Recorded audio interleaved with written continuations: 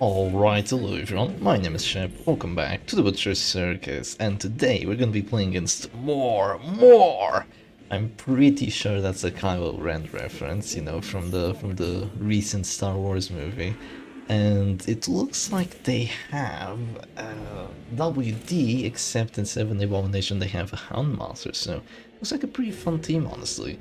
Today I'm gonna be playing with a full crit Doggy team, just trying to make him pretty much the only character here that's going to cause the pain to happen. So let's see if I can make that work. And oh my god, look at their trinket choices. Those are not ideal, let me tell you that much. Those are not ideal to deal with this situation. If you had WD here, if I try to guard, what you can do is you can probably just stun my man-at-arms, you can slam the Doggy to break the guard, you can just shoot through it, there's a lot of different things you can do. But in this situation, I have two stun resistance trinkets on the man-at-arms, so even if you go for the stun, you have legit a 0% chance of getting it, so I would be highly surprised if you do get it. In terms of the music today, I've actually changed it out because, you know, it's been a very long time since I've ran with different music in the Butcher's Circus, so I might as well do it today, right?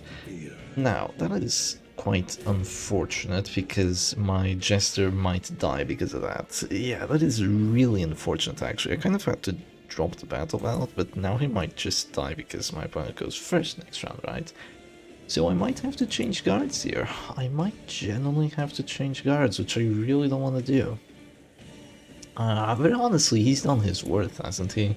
If you want to look at it that way, I'm pretty sure he's done his worth. He's dropped the battle ballot, so my Houndmaster has accuracy, so now I can spam the Hound's heavy.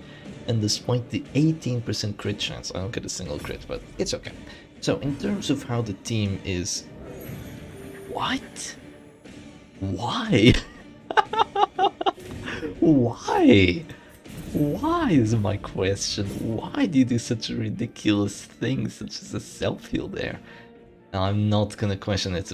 That must have been a misclick. There is no way that that wasn't a misclick. I genuinely do not understand why you'd ever do something of the likes, but you know, so be it. They go for a pull and it whiffs. That's right, Come Hither can whiff on your dodgy characters. You usually don't see that happen in my videos because I'm extremely unlucky when it comes to that.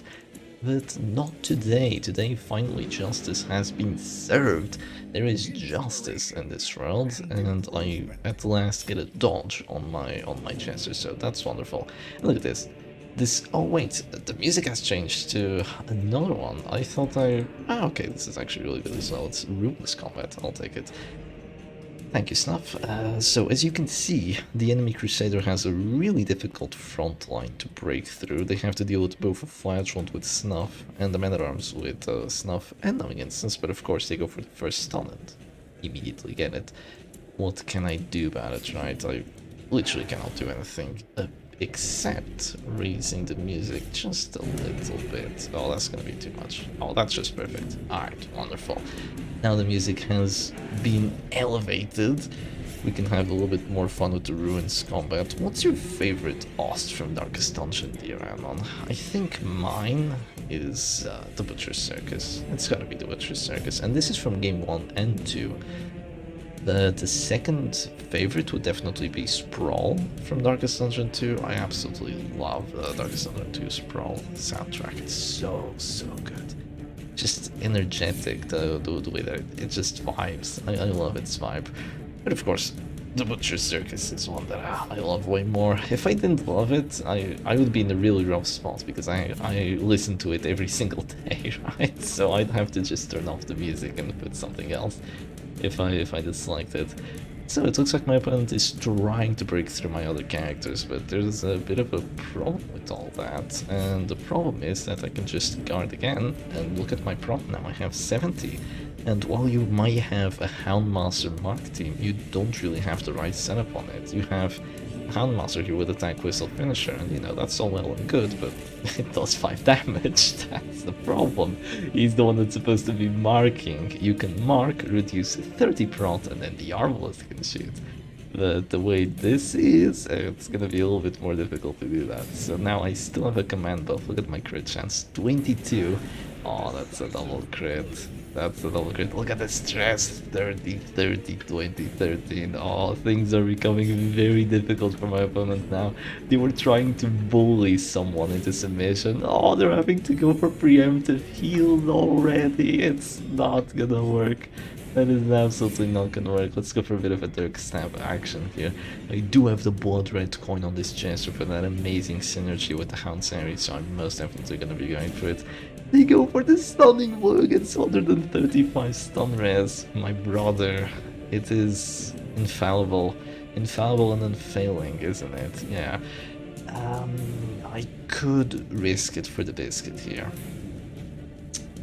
But there's like a 20% chance I lose the match if I do it. You know, not dropping a redeem right now. If I get stunned the next round, it would be really unfortunate. But maybe suffer. Let's drop it. Let's drop it. Screw it. I'm gonna take the risk. Even if they go for the stun here, they have like a 15% chance of stunning me.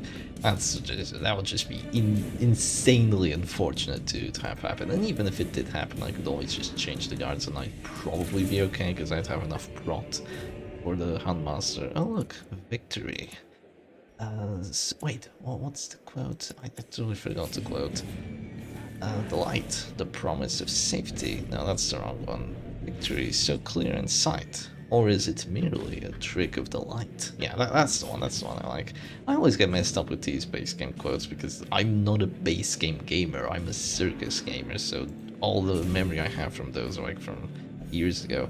They do go for the stun, they do go for the freaking stun, but they don't get it thankfully, so right now I'm just gonna click here and I'm gonna go for the heal. I could exsanguinate, but honestly, redeems before exsanguinates, and let's just do that.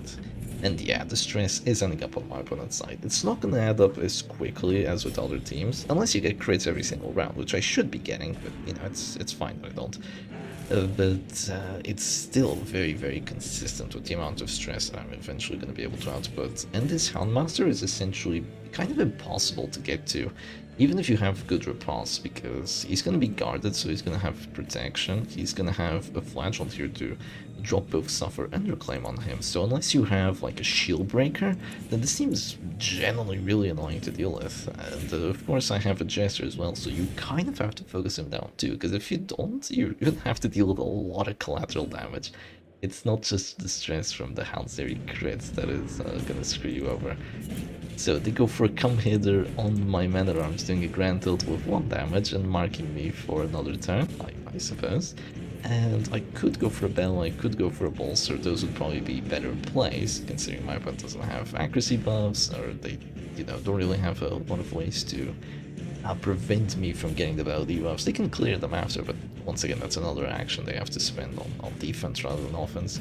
But I'm just gonna drop yet another command move because I want to see more crits. I want to see more crit Harrys. With these 2 trinkets, it's plus 11 crit chance for a Houndsery. So I'm really hoping to see that happen. What's this a desync? If my opponent doesn't surrender, they're an absolute troll. If they do not surrender here, because there's legit no way you would be able to win this. I don't think they want to surrender, so let's skip along to the end.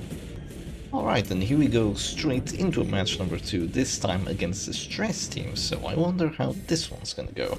So, I do have quite horrendous news to share about... Oh, no, that's unfortunate. I think the song kicking in maybe scared my opponent too hard, but what I wanted to share is about the Flagellant, or apparently and canonically, Flagellant. That's right, Flagellant. Some people are crazy enough to pronounce it Flagellant, and apparently Wayne June is one of those people. If you've seen the DD2 shrines for the Flagellant, he pronounces it as just that, and I honestly hate the pronunciation. It doesn't make any sense to me, but you know, it is now canonically Flagellant. Of course, I would be completely unable to use that, but you know, so be it. Also, I have a really cool idea for the Butcher's Circus, and this is something that I actually hadn't even thought of before. It's just a quality of life change, which would be something like a playlist. You'd add a playlist, and it would give you the songs that you could have play while you're, you know, just gaming away, instead of just having Butcher Circus Lobby and Butcher Circus Combat. Those are the only two choices you have. And, well, why don't you just turn the game music off and then put on the background? Well, as you can see, it's very cool, but it doesn't really work too well with, like, the crits when the game is going on, and, you know, when you load in, when you load out, when the ancestor is speaking. You know, those aren't really in sync as they are when you're actually playing the base game. And that's something that I really love about DD1, is that, like, everything just pauses for like a split second before you have the huge crit happen. It's really a really fun game when it comes to that. Okay, now we're in a bit of a rough spot here because this is a Goliath comp, except it has a bounty hunter, so that's quite the aggression from my opponent's side. I will start off with a guard here on the doggy. There's no world where I don't do this. It's unfortunate because after I do this, my opponent will drop Battle Ballad, which I believe is a misplay, but you know, I'll very much accept your Battle Ballad, and I'll drop a Battle Ballad myself. Now, this does put my Jester in harm's way momentarily, but he won't be in harm's way forever, because even if they mark and shoot, he's still gonna be fine. The reason I think dropping a Battle Ballad there was a misplay is because they could have prevented my Battle Ballad. Since I didn't go first, I don't have the extra dodge, so going for the come hither there would generally be a decent play, so it is kind of interesting that they didn't go for it, but, you know, thank you very much. And now I get to spam the Hound series, so sadly no crits yet, but I do get a bleed on everyone but the Jester. I do miss the Jester. Not having an accuracy trinket means that you really need to bring accuracy buffs. That's why I have both the Jester and the Man-at-Arms, but Samp, why don't you just use commands? Well, as you can see, sometimes I really need to guard, and if I guard round 1 and don't have a command buff, then... Oh, do I reclaim or do I suffer? Let's reclaim. Yeah, if I guard round 1 and don't have a command buff or any sort of accuracy buff, my Hound's Harry is literally not gonna hit the broadside of the barn from inside the barn. That's legit not going to happen. It's going to be really quite a terrible time for me if I just wait around for a little bit and say, oh, let's drop a command buff. If I do that, the doggy dies. If I drop a guard, then the doggy is useless. So that's why I kind of had to bring a Jester in position 3, kind of for that round 1, and also to make myself have another very important character that my opponent will need to focus down, at least after a little bit. So they go for a big chop there. Sadly for them, they don't get a crit, which is really quite a big sadly, because if they had gotten a crit, it would have come with a lot of tempo. But since they didn't, then my flashlight is still perfectly okay, and I don't have to worry too much. I can just drop a Hound's Harry here quite freely. Now, I say freely, but I'm not getting a single crit, and that's 2 rounds of going for Hound's Harrys. It's 18 crit chance on each, and now it was 22, so the chance of getting it was quite likely. My opponent goes for the uppercut. They do not have the grappling mitts, which I believe is always a mistake. There's no world where you bring Heartseeker over grappling mitts, I believe, because come hither and the pull chance and the push chance is just simply too good to pass up on. So quite an interesting play by my opponent to bring the Heartseeker. It is a cool trinket, but it's a trap. It is a trap is what I think of it. I could clear the mark. I could clear the mark, but I'll just drop another restoration. Hopefully that maybe dissuades my opponent from hitting him too hard. They can't go for the kill here on the flashlight, and I get to go first the next round anyway, so I really don't have to worry about him. The only thing I'd have to worry about is if they would be able to hit me with like the bull or something like that, but they can't, so I'm perfectly okay here. If I get a crit, I do 11. Okay, that's not bad. That's not bad. 2 finale buffs, and blood red coins, so it would be 11 to 20, but it's a little bit more than 11 to 20. With plus 25% damage, it's not quite 14 to 25. I imagine it's doing like 12 to 22, maybe. Well, they're gonna go for the battlefield advantage, so I guess I won't get to see it just yet, but I'm gonna drop the Hound's Harry in that case. Not really worried about any sort of my opponent walking me down or anything of the likes. The worst thing they can do right now is just drop a Harvest, but if they do that, they take another little bit of damage and I get closer to dropping the finale. So they go for a Hue here, and this is quite an unfortunate place to be, and kind of unfortunate as well that even though I do heal, it doesn't really how do I put it? It doesn't really keep me out of the store because they hit the flagellant first, so I healed the Jester. Like, he was at like 5 HP, I healed him up to 10, but then he still went to, but then he still went down. So kind of unfortunate that I have to drop the redeem here. You know, there's no other play to do, but I just have to do that, and now my opponent will just shoot me down to 0, which is definitely unfortunate, but maybe they miss. No, it's very unlikely that they do miss. It's a 9 to hit. It's not going to happen. Should I have suffered? Maybe, but the amount of DOT they have, I feel like dropping your Reclaim there was generally a good move as well. So now I'll be able to click and get myself out of this store, but I want to get myself out of this store with a Harvest or with a Dirk Stab is the question. They could uppercut me to the back. That's a possibility. But if they do that, they miss out on their kill chance.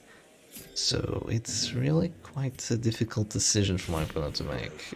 If I'm my opponent here, I would go for a finish him on the Jester, because even though the chance of hitting isn't too likely, because you're going to be quite low on HP, it's still a pretty decent chance of hitting, but instead they're going to go for the Harvest, which is a misplay in my opinion. This is another Darkest player, also misplaying. Kind of unfortunate to say, because right now I don't even have to go for the guard. Because if they had went for the finish him, even if I try changing the guard around, all that has to happen is they just go for a Dirk Stab through the guard, and boom, I'm dead. There's nothing I can do about it. It's a 60, and the Jester dies, and then you're still in the game because you still have Finale. You can maybe take out a Flagellant, and it's a 2v4 that you might be able to win. Emphasis on might. But the way this has gone, now they have to go for the uppercut. And I still didn't card like a dummy, so they'll be able to uppercut me out of position 2. But they don't go for it, so even though I misplay, my opponent's misplay is harder than me. Why did I not go for a guard? Well, you know, just keep the Doggy carded.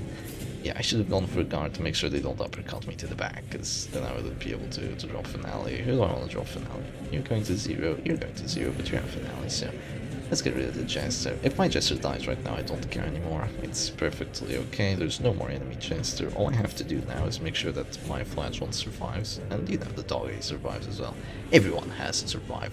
I have 60 prod, so it tickles. This is the problem of the Leper when you run against a team like this. Leper will not do jack shit against protection, as well as when he gets debuffed by the Velos. So Man-at-Arms really is just a brutal counter to the Leper teams. Really unfortunate when you play Leper and you run into a stress team that's kind of like defensive and protection heavy rather than just a very aggressive stress team or a damage team. It's really what you want to run into when you're playing the Leper, either a damage team or a duty team, as long as you can deal with the regens and stuff of the likes. So here I think I'm just gonna drop like a Bellow here, just to debuff my opponent a little bit, make sure they don't hit my Man-at-Arms too hard. I could have dropped another guard, that was a possibility.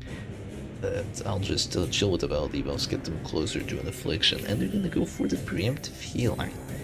Not preemptive, he's at this door, let's be completely clear here. That is very far from being a preemptive heal. But they go for that, which is definitely interesting. Also, they went for a finish him with the Heartseek on my dazed character. It didn't really do that much, did it? I mean, it brought me down like 12 HP or something, so I must have said that was probably a mid-roll or something of the likes, because I've seen that hurt.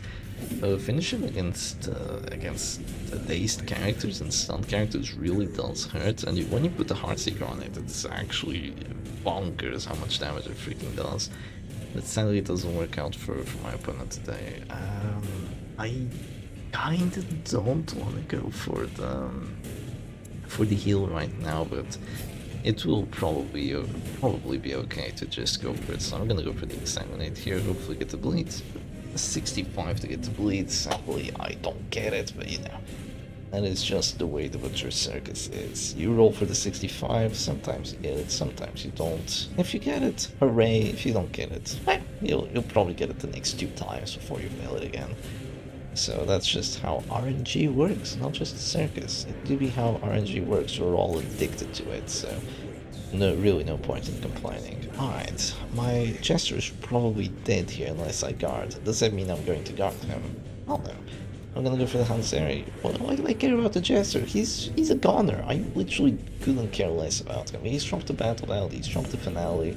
Honestly, if they spend a turn on attacking him here, that's a victory for me. Even if, especially if they don't get the kill, because then they'll have to do it twice, right? And he moves the position on. Oh, that might be bad. The leopard might move back with like a fearful or something. So that wouldn't be too pleasant to see. And I'll drop another guard here for now. They don't have any way of breaking through the guard at this point, so I'm perfectly okay with doing this and only dropping the guard on the flagellant the next round if they try to go for a chop or something of the likes. I don't really need my man-at-arms turn, I can just spend turns like guarding back and forth, and it's perfectly okay for me. I'm obviously not going to leave the flagellant at this store unprotected. That would be quite a bad move, to say the very least. So now let's go for you. Of course, there's a bit of a problem, which is, you know, if they want to hit my doggy, it would be quite annoying, because they could go for a pull into a shot, and, you know, it would definitely bring me down a fair bit, but instead they decide to go for the safer play and decide to heal, which I disagree with. That just gives me free Hound Sari. You're still gonna go down to 0 HP in a few rounds. You honestly have to be a bit more aggressive in a situation like this. If you let the doggy just stay alive in the back, you're never gonna win. If you let him spam those Hound Saris, even though I don't think I've gotten like, I think I got one crit this entire match with the Hound Sari. It was a double crit, but still just one round of critting. All my crit chances have been 18 to 22. Those are amazing crit chances. That's almost a guarantee that you'll get a crit every single turn against at least one of the enemy characters. With just how good those chances actually are. Now I have a choice between dropping Reclaim or dropping a Suffer. Both of them are generally decent, but the Leopard could just chop. So I'm gonna go for the Reclaim here, make sure that if I do drop to this, I'll just regen out of it, and things will be perfectly okay for me. If they go for a really big hit, I might generally drop a Redeem here, instead of going for the regen heal first, because or I could do it anyway. Yeah, go for the regen heal first and then drop the Redeem after. We'll see what I do. Well, now they start going aggressive. Did they get a crit 45? Did you go abusive? Yeah, she did. God damn, look at that. She went abusive, huh? Well, that's perfectly fine. I can go for the Hound Sari now. The 25 doesn't get it, but look at the stress, 17. That's what a medic's full plate, by the way. Still doing crazy amounts of stress. Now they're all gonna be dropping to this door, and the thing is, you can just, yeah, my opponent's just gonna keep going aggressive. I totally agree with it. At this point, it's just gonna be really difficult for them to win because of the misplays they did earlier on, but I definitely agree with this going aggressive strategy. Because if you just try to Solemnity here and self-heal with the Arbalist, you're still gonna lose the Bounty Hunter, and those characters are still gonna die in just a few rounds, and you get literally no progress in trying to kill my character, so it would be just a really unfortunate turn of events. And they went Masochistic with 2 finisher trinkets, so you'd expect that to be kind of the downfall of this bounty hunter here, but not yet, at the very least, not yet. And yeah, it's just such an unfortunate situation to be in. This is just the experience of the Goliath comp, honestly. This isn't even the Goliath comp, it's Goliath comp with bounty hunters, so it's even more susceptible to it, honestly. Even though you have the Arbalist with the mark and all that, you're still really gonna suffer against protection, especially if you bring medics full plate. That's kind of just asking for it, honestly. It really is just asking for it. Okay, who do I want to guard now? If I guard the Doggy, he has regen, right? I could guard the Doggy, or I could guard him. He has an Exsanguinate. Let's guard the Flagellant. I think this is fine. Just keep guarding him. As long as he's guarded, he can keep spamming those reclaims, and things will be, honestly, just okay for us. What are they gonna go for? Are they gonna go for the Hue? I imagine Hue does enough damage. Unless you want to go Solemnity now, they got a massive heal on that Bounty Hunter. No, they're gonna go Hue anyway. Honestly, at this point, I might have gone Solemnity if I'm my opponent. But they decide to go for the Hue instead. And right now I'm thinking of actually just moving back a fair bit. That might generally be a better play here. Because if I don't, I do not get to go first, so that would be really unfortunate. So yeah, let's just move all the way to the back at this point. Really sucks that I'm forced to use my doggy turn, but you know, that's just how daisies work. Daisies were meant to be annoying, and they did a good job making the daisies annoying. They're quite annoying. I will heal you, but later. That's literally the definition of regen. My dear Anon, or not Anon, but dear opponent, that they don't have a single regen ability. Kind of a name diff in going on in here. They're very confused as to what their bounty hunters should do. I think they should... definitely not a pass. Do they want me to pass because of that? Yeah, I'll vibe with it. I'll vibe with it. Even though my pass is kind of unfortunate here, I think my turn was slightly more useful than their turn. Just slightly. Still not very useful because I can't punish. I shouldn't really go examinate right now, and the character that needs the regen is already regenning, so even though their character passing doesn't really make a difference to them, my character passing also doesn't make a huge difference to me, so this is perfectly fine. I can go for the Hound's area now, and look at this. Yeah, the stress, it's adding up. Even though you've been able to stay out of actually dying with your character somehow, the stress is adding up very nicely. I just really wish I saw more crits. I mean, look at this. Crimson Hook, +3 crit. A lot of bleed skill chance, a lot of stress. Target, training whistle, more damage, damage range skills, and 8% crit range skills. That Hound's area is critting out to the zoo, but I'm not seeing it today. I'm just not seeing enough crits. It's really unfortunate, but what can I do about it? I'm thinking I actually just try to keep the man-at-arms safe for a little bit here. I don't imagine they'll be able to do 15 damage to my doggy at this point, unless they go for a sniper shot, but if they want to go that far, I'll just go for a heal here. I was wrong. That is a very big blow. Okay, well, since I don't get to go first, I'm just gonna do this. I might lose this, actually. I might generally lose this. My opponent is holding on for dear life. And oh, Leper, that is unfortunate. That is an unfortunate turn of events. In this situation, I definitely just go for the battle here, get a little bit of stress going, keep the pressure, keep the tension. Don't just, oh, get this door. Look, loons, he's guarded, it doesn't matter. Just wait a little bit, let the situation develop, see what your opponent's gonna do, and then we shall act. And okay, they're gonna try to go for a heal just to keep him alive, because if they don't, the next Hound's area is likely gonna be a kill, because he's gonna take enough bleed, and then he's probably gonna die from this door. Die from this door? Really, Shepard? He will. Yes, he will. He's gonna take enough stress from dropping to this door. Oh, really? Yes, he will. Okay, probably not actually, he wasn't taking enough, but the fact that Arbalest dies gives him a little bit of stress, and him having a heart attack makes the bounty hunter take a little bit of stress, so that's pretty good.